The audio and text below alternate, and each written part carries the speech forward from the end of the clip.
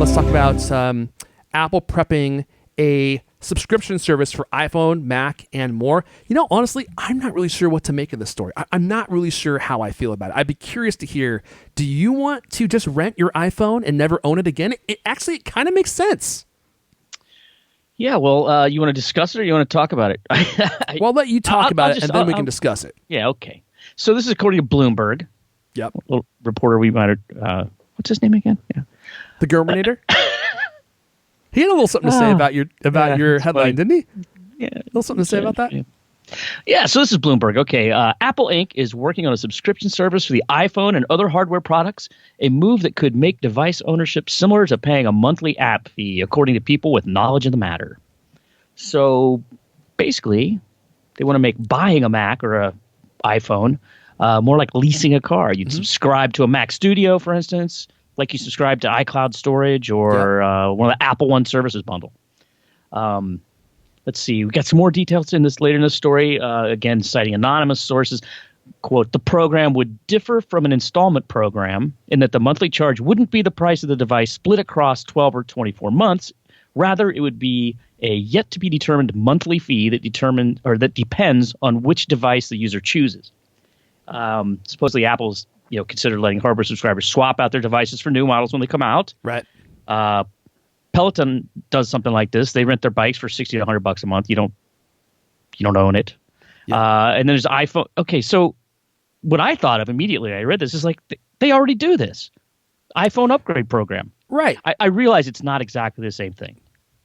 Yes, it is different because they split the payments of the iPhone upgrade over, or the cost over 12 to 24 months. So that's the critical question to me is, if they are renting you your gear, so you're not going to own it, does that mean the payments are going to be cheaper, or are they going to be more expensive? I guess I don't really know how leases work. Because if they would be cheaper, let's say you split the cost of the iPhone over 24 months, right, and your payment's $35 a month, but then Apple comes out and says, hey, you can rent this from us for $25 a month, and you'll never own it, and you can give it back whenever you want.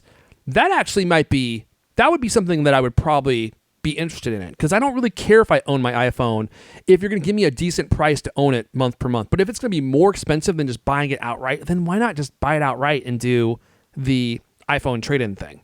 Get what I'm saying? Well, yeah, but I start thinking about it, and it's like, okay, I love the iPhone upgrade program, which Apple's been doing that, I guess, since 2015. Yeah. Which, in reading this thing, I was like, what? It seems like just yesterday. But so I've been subscribing to the iPhone since then, right? Mm-hmm. Every year I get a new one, whether I need it or not, and compare and contrast that with Apple Watch. Mm-hmm. You know what I haven't upgraded? Apple Watch. I bought a new one a couple years ago, but then last year's update was like, it's a little bit better. Yeah, a little bit better. But I didn't spring for it. But if I was on this program, I would have, right? So it actually makes a lot of sense to me. Like, if people sign up, then they're hooked. They're always going to have the latest, greatest thing. It would also, if you think about it, you would eliminate these things like, oh, my Apple Watch battery is just really dead now after 2 years, because you'd be trading it in. Yeah. And you'd constantly have the latest, greatest. You'd constantly have a new thing. Apple can refurbish things like they love to do. I would absolutely sign up for it. I mean, even more so than a car, I think a computer after 4 or 5 years is, like you really should upgrade, right? Yeah. I mean, that's the thing with car leases. You always go, oh, well, geez, I've always looked at that as like, well, that's for rich people. But it's also, it's a way to have a car that constantly works, and at the end of it, I've had my truck for 20 years. It's probably hardly worth anything. Well, until the great crisis that we're in right now. But otherwise, it would hardly be worth anything.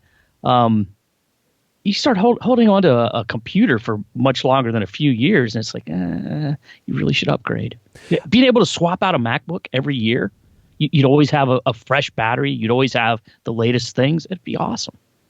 I don't know if I would do this for a Mac. I think I'd be more inclined to do it for an iPhone, because I want the iPhone every year, the newest iPhone every year. And I think a lot of people are kind of in that same boat. Well, actually, maybe not. Maybe it's just us. We upgrade our iPhones every year. And there are a lot of people who keep their phones for like 3-4 years. I kind of wonder like how many people actually do upgrade every year. But again, I take it back to the key question. If it's not going to be the same price, or less, or if it's not going to be less than the price we already pay for the installment plan, then what's the point of this? It doesn't make any sense at all. It has to be less. No, I don't think it is less. In fact, I mean, the iPhone upgrade program, you're paying a little bit more because it includes Apple Care Plus. Yeah. So, iPhone 13 Pro, I think, is $54.95 a month or something like that. Which, when you say it out loud, that's kind of a lot of money to pay every month to be able to use a phone. But on the other hand, like I said, I've always got the new one. I don't have to worry about it, and I don't have to, deal with it's been 3 years and now my battery life is down to 80%, and I don't know. I think this would be I would do it, and I bet you it'll be pretty similar to the price of buying an outright, Yeah, Zach Hicks from the chat. Welcome back, Zach Hicks. Where have you been, my friend? Okay, Zach Hicks from the chat is saying, I wonder if renting one means we don't have to pay the sales tax up front every year like we do now, which it probably would mean that. So they would just send you the phone, and then there'd probably be some kind of fee. They're going to get you on some kind of fee right up front. But actually, maybe not. It's Apple, maybe not. But then you'd pay your sales tax on the rental fee every month. And so, yeah, you wouldn't have to pay that huge fee every single month. Again, I know I'm beating a dead horse here, but we've already said this. The key is, what's the difference between this rental program that they're working on and the Apple installment plan? It kind of seems like they're really too similar for both to exist. And so I don't know if Apple would get rid of the current program they have where you pay the phone and then they let you trade it in, and then you get your new phone. Like, maybe this would replace that. That kind of makes sense to me. And then if you want to have a payment plan for a phone that you own, you can, but you don't get to trade it in. The phone is just yours. I'm not saying that's what they're going to do, but it would seem odd to me to have the hardware rental plan in place and then also the installment plan in place, because they seem like they're pretty much exactly the same thing. Unless, and I hope this is what they do. They say, you know what? You can rent the phone from us. Like, if you want to buy it, it's $45 a month. If you rent it from us, it's only $34 a month. And you can just pay that $34 a month into perpetuity. As long as you own the phone, you just keep paying Apple. And so it's a little bit lower. It feels like it costs less, but if you keep it for 2 or 3 years, you're actually paying them more. That seems like the way to make this work. Well, I think the real strength of it is getting people to upgrade every single year. Mm-hmm. Motivating people to do it when there's not that much difference. I mean, there's not that much difference in last year's iPhone and this year's. Crappier color, maybe.